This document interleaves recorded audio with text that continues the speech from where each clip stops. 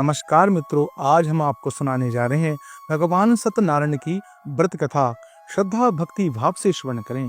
बोलो सत्यनारायण भगवान की जय।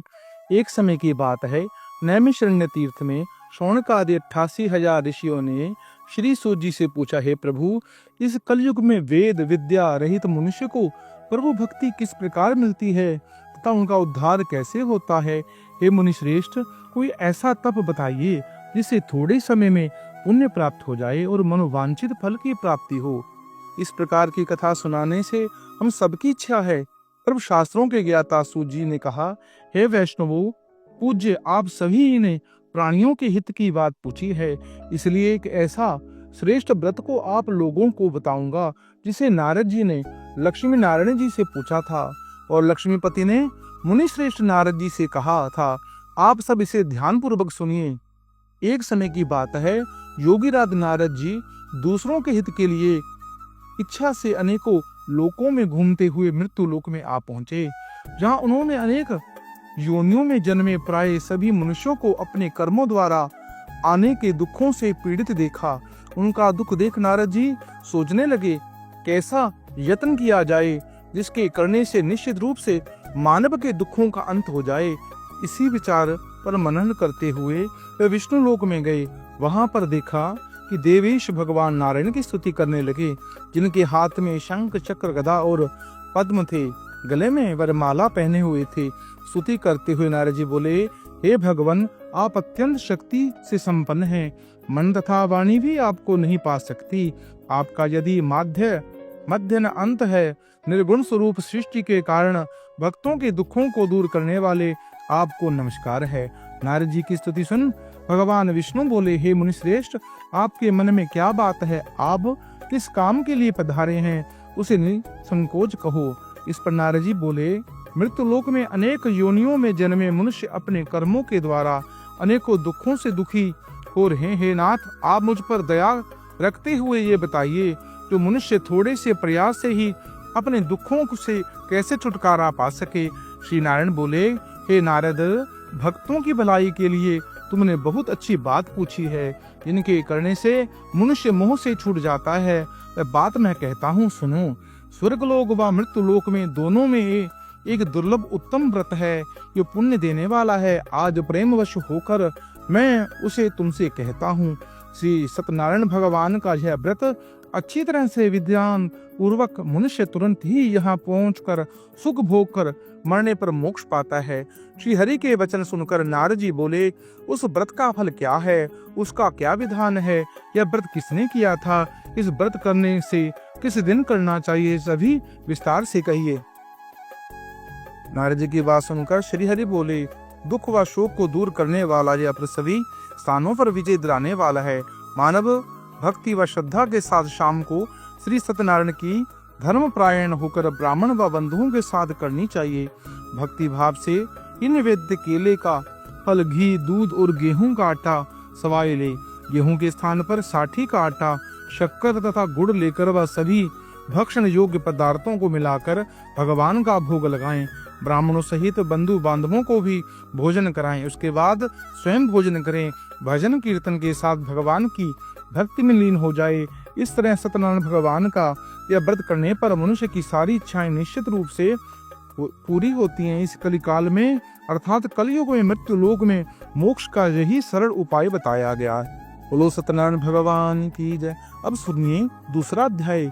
सूजी बोले, फिर शिव जिसने पहले समय में इस व्रत को किया था, उसका इतिहास कहता हूँ, ध्यान से सुनो। सुंदर काशीपुरी नगरी में एक अत्यंत निर्धन ब्राह्मण रहता था। भूख प्यास से परेशान वह धरती पर घूमता रहता। ब्राह्मणों से प्रेम करने वाले भगवान ने एक दिन ब्राह्मण का वेश धारण कर उसके पास जाकर बोला, हे विप्र, नित्य दुखी होकर तुम पृथ्वी पर क्यों घूमते हो? दीन ब्राह्मण बोला, मैं निर्धन ब्राह्मण हूँ, भिक्षा के लिए धरती पर घूमता हूँ। हे भगवान, यदि आप कोई उपाय जानते हो तो बताइए।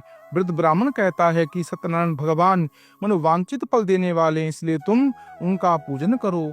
इसे करने से मनुष्य सभी दुखों से मुक्त होकर वृद्ध ब्राह्मण आए हैं। सत्यनारायण भगवान का निर्धन उस ब्राह्मण को का व्रत का सारा वृतांत बताकर अंतर ध्यान हो गई। ब्राह्मण मन ही मन सोचने लगा कि जिस व्रत को वृद्ध ब्राह्मण करने को कहे गए हैं मैं उसे जरूर करूंगा। या निश्चय करने के बाद उसे रात में नींद नहीं आई। वह सवेरे उठकर सत्यनारायण भगवान के व्रत का निश्चय कर भिक्षा के लिए चला गया। उस दिन निर्धन ब्राह्मण को भिक्षा में बहुत सा धन प्राप्त हुआ, जिससे उसने बंधु बांधवों के साथ मिलकर श्री सत्यनारायण भगवान का व्रत संपन्न किया। भगवान सत्यनारायण का व्रत संपन्न करने के बाद वह निर्धन ब्राह्मण सभी दुखों से छूट गया और अनेक प्रकार की संपत्तियों से युक्त हो गया। उसी प्रकार यह ब्राह्मण हर माह इस व्रत को करने लगा। इस तरह सत्यनारायण भगवान के व्रत को जो मनुष्य करेगा सभी प्रकार के पापों से छूटकर मोक्ष को प्राप्त करेगा। जो मनुष्य इस व्रत को करेगा वह सभी दुखों से मुक्त हो जाएगा। सूत जी बोले, इस तरह से नारद जी से नारायण भगवान ने कहा, सत्यनारायण भगवान का व्रत जो मैंने तुमसे कहा है विप्रो, मैं अब और क्या कहूँ। ऋषि बोले, हे मुनीश्वर, संसार में उस विप्र को सुनकर और किस किस ने इस व्रत को किया, हम सब यह बात को सुनना चाहते हैं। उसके लिए हमारे मन में श्रद्धा का भाव है। सूत जी बोले, हे मुनियों, जिस जिस इस व्रत को किया है वह सब सुनो। एक समय वही विप्र धन व ऐश्वर्य के अनुसार अपने बंधु बांधवों के साथ इस व्रत को करने के लिए तैयार हुआ। उसी समय एक लकड़ी बेचने वाला बूढ़ा आदमी आया और लकड़ियां बाहर रखकर अंदर ब्राह्मण के घर गया। प्यास से दुखी होकर वह लकड़हारा उनको व्रत करते देखा। विप्र को नमस्कार करके पूछने लगा, आप यह क्या कर रहे हैं तथा इसे करने में क्या फल है, कृपया मुझे भी बताइए। ब्राह्मण ने कहा, सब मनोकामनाओं को पूरा करने वाला यह सत्यनारायण भगवान का व्रत है। इनकी कृपा से ही मेरे घर में धन धान्य आदि की वृद्धि हुई है। विप्र से सत्यनारायण भगवान के व्रत बारे में जानकर लकड़हारा बहुत ही प्रसन्न हुआ। चरणामृत लेकर वह प्रसाद खाने के बाद वह अपने घर गया। लकड़हारे ने अपने मन में संकल्प किया कि आज लकड़ी बेचने से जो धन प्राप्त होगा उसी से श्री सत्यनारायण भगवान का उत्तम व्रत करूंगा। मन में इस विचार को लेकर बूढ़ा आदमी सिर पर लकड़ियां रखकर उस नगर में बेचने गया जहां धनी लोग ज्यादा रहते थे। उस नगर में उसे अपनी लकड़ियों का दाम पहले से 4 गुना अधिक प्राप्त हुआ।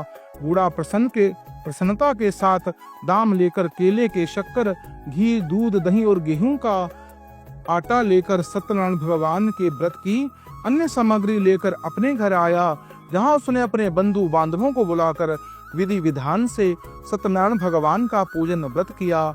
इस व्रत के प्रभाव से वह बूढ़ा लकड़हारा धन पुत्र आदि से युक्त होकर संसार के समस्त सुख और भोग अंत में काल में वैकुंठ धाम को चला गया। बोलो सत्यनारायण भगवान की जय। अब सुनिए तीसरा अध्याय। सूत जी बोले, हे श्रेष्ठ मुनियों, अब आगे की कथा कहता हूँ। पहले समय में उल्कामुख नाम का एक बुद्धिमान राजा था। वह सत्यवक्ता और जितेंद्रिय था। प्रतिदिन देव स्थानों पर जाता और निर्धों को धन देकर उनके कष्ट को दूर करता था। उनकी पत्नी कमल के समान मुख वाली तथा सती साध्वी थी। भद्रशील नदी के तट पर उन दोनों ने श्री सत्यनारायण भगवान का व्रत किया। उसी समय साधु नाम का एक वैश्य आया। उसके पास व्यापार करने के लिए बहुत सा धन भी था। राजा को व्रत करते देखकर वह विनय भाव से पूछने लगा, हे राजन, भक्ति भाव से पूर्ण होकर आप क्या कर रहे हैं? मैं सुनने की इच्छा रखता हूँ, तो आप मुझे बताइए। राजा बोला, हे साधु, आपने बंधु बांधवों के साथ पुत्र आदि की प्राप्ति के लिए एक महाशक्तिमान श्री सत्यनारायण भगवान का व्रत व पूजन कर रहा हूँ। राजा की वचन सुनकर साधु आदर से बोला, राजन, मुझे इस व्रत का सारा विधान कहिए। उसके कथानुसार मैं भी इस व्रत को करूंगा। मेरी भी संतान नहीं है और इस व्रत को करने से निश्चय रूप से मुझे संतान की प्राप्ति होगी। राजा से व्रत का सारा विधान सुनकर व्यापार से निवृत्त होकर वह अपने घर गया।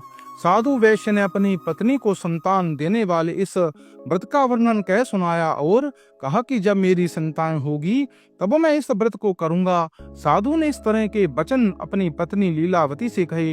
एक दिन लीलावती पति के साथ आनंदित हो संसार का अधिक धर्म में प्रवृत्त होकर सत्यनारायण भगवान की कृपा से गर्भवती हो गई। 10वें महीने में उसे गर्भ से एक सुंदर कन्या का जन्म लिया। दिनों दिन वह ऐसे बढ़ने लगी जैसे शुक्ल पक्ष का चंद्रमा बढ़ता है। माता पिता ने अपनी कन्या का नाम कलावती रखा। एक दिन लीलावती ने मीठे शब्दों में अपने पति को याद दिलाया कि आपने सत्यनारायण भगवान के जिस व्रत को करने का संकल्प लिया था उसे करने का समय आ गया है, आप इस व्रत को करिए। साधु बोला, हे विप्रिया, इस व्रत को मैं उनके विवाह पर करूंगा। इस प्रकार अपनी पत्नी को आश्वासन देकर वह नगर को चला गया। कलावती के घर में रहकर दिनों दिन बढ़ने लगी। साधु ने इस बार नगर में अपनी कन्या को सखियों के साथ देखा तो तुरंत ही दूत को बुलाया और कहा, मेरी कन्या के योग्य वर देख कर आओ। साधु की बात सुनकर दूत कंचन नगर में पहुंचा।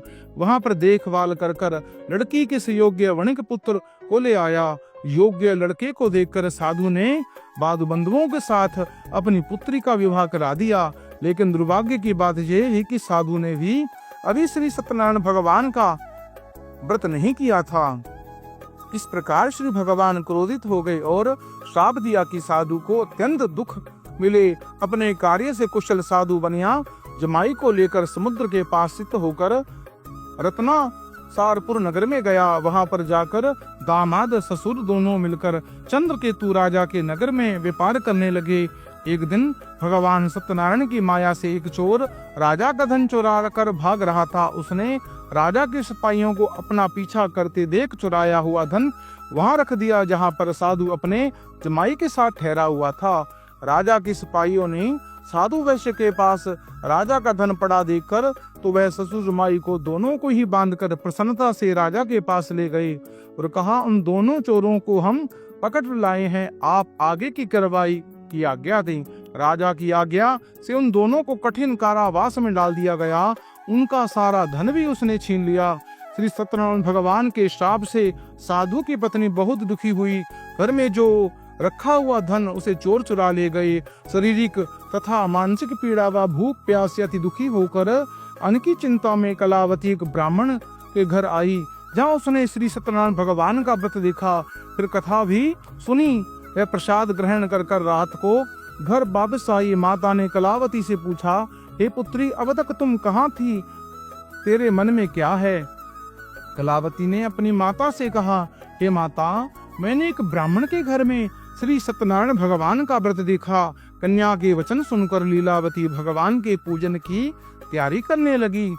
लीलावती ने घर व बंधुओं सहित सत्यनारायण भगवान का पूजन किया और उनसे वर मांगा कि मेरा पति तथा जमाई शीघ्र घर आ जाएं। साथ ही यह भी प्रार्थना की हम सब का अपराध क्षमा करे।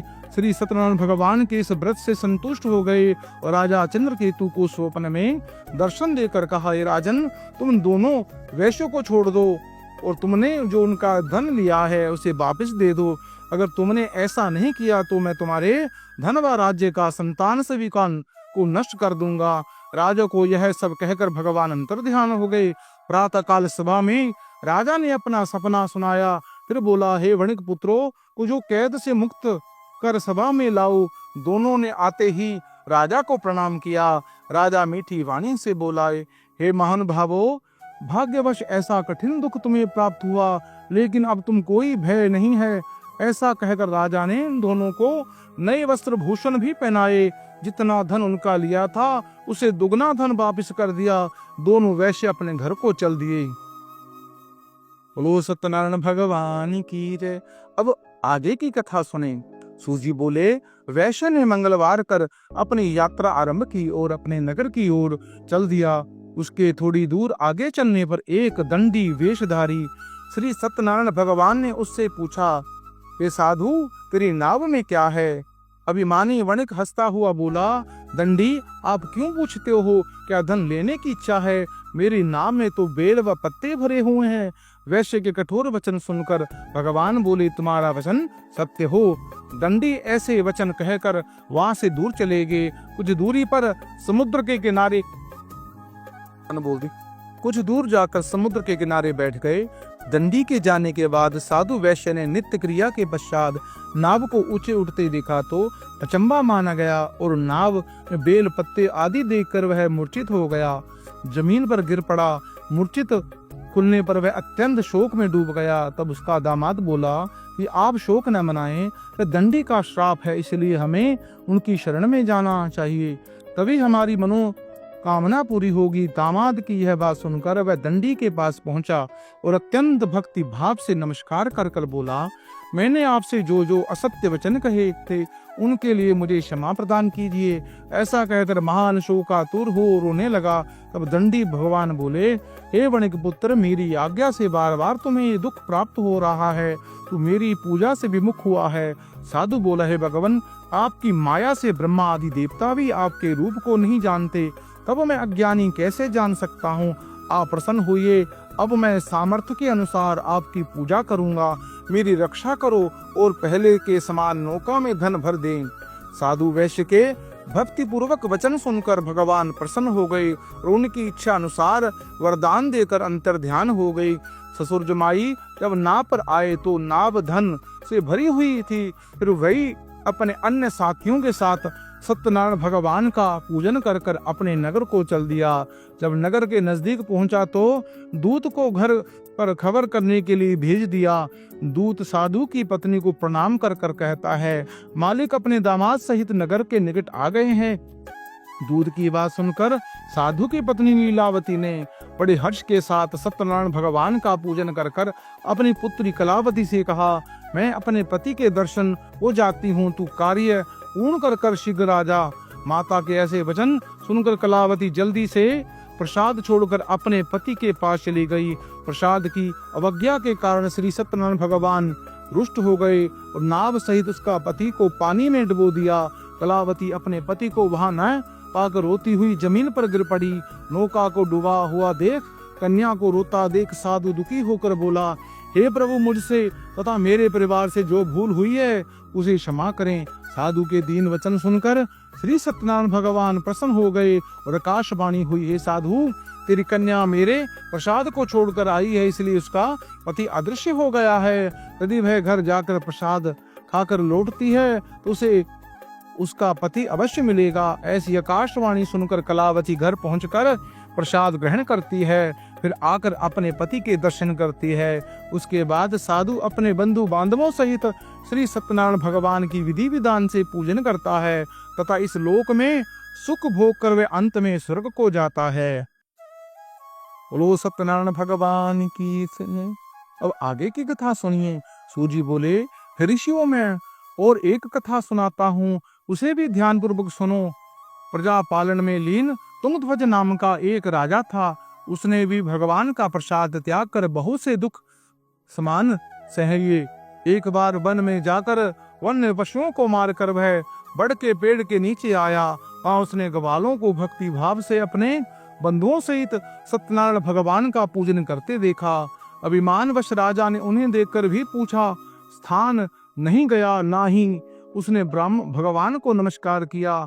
ग्वालों ने राजा को प्रसाद दिया, लेकिन उसने प्रसाद नहीं खाया और प्रसाद वहीं छोड़कर वह अपने नगर को चला गया। जब वह नगर में पहुंचा तो वहां सब कुछ तहस नहस हुआ पाया तो वह शीघ्र ही समझ गया कि सब भगवान ने ही किया है। वह दोबारा ग्वालों के पास पहुंचा और विधि पूर्वक पूजा करके प्रसाद खाया तो सत्यनारायण भगवान की कृपा से सब कुछ पहले जैसा हो गया। दीर्घ काल में सुख भोगने के बाद मरणोपरांत उसे स्वर्गलोक की प्राप्ति हुई। जो मनुष्य परम दुर्लभ इस व्रत को कहेगा तो उसका भगवान सत्यनारायण की अनुकंपा उसे धन धान्य की प्राप्ति होगी। निर्धन धनी हो जाता है और भय मुक्त होकर जीवन जीता है। संतानहीन मनुष्य को संतान सुख मिलता है और सारे मनोरथ पूर्ण होने पर मानव अंत काल में वैकुंठ धाम को जाता है। सूजी बोले, जिन्होंने पहले इस व्रत को किया था वह सारे दूसरे जन्म की कथा कहता हूँ। वृद्ध सतानंद ब्राह्मण ने सुदामा का जन्म लेकर मोक्ष की प्राप्ति की। लकड़हारे ने अगले जन्म में निषाद बनकर मोक्ष प्राप्त किया। उल्का मुख नाम का राजा दशरथ होकर बैकुंठ गया। साधु नाम वैश्य जो मोरध्वज बनकर अपने पुत्र को आरे से चीरकर मोक्ष प्राप्त किया। भगवान तुंगध्वज ने स्वयंभू होकर भगवान में भक्ति भाव से कर्म और मोक्ष पाया। इस प्रकार जो सत्यनारायण भगवान का कथा का श्रवण करता है, चिंतन मनन करता है, भगवान की पूजा करता है, उनको भगवान की कृपा प्राप्त होती है। उनके घर में सुख समृद्धि का वास होता है। भगवान की कृपा जन्म जन्मांतर उन पर बनी रहती है। मित्रों, जो पवित्र दायिनी मुक्तिदायिनी कथा को आप अपने इष्ट मित्रों से शेयर करें, पुण्य के भागी बने और इस चैनल को सब्सक्राइब करें और कमेंट बॉक्स में ओम लक्ष्मी नारायण अवश्य लिखें।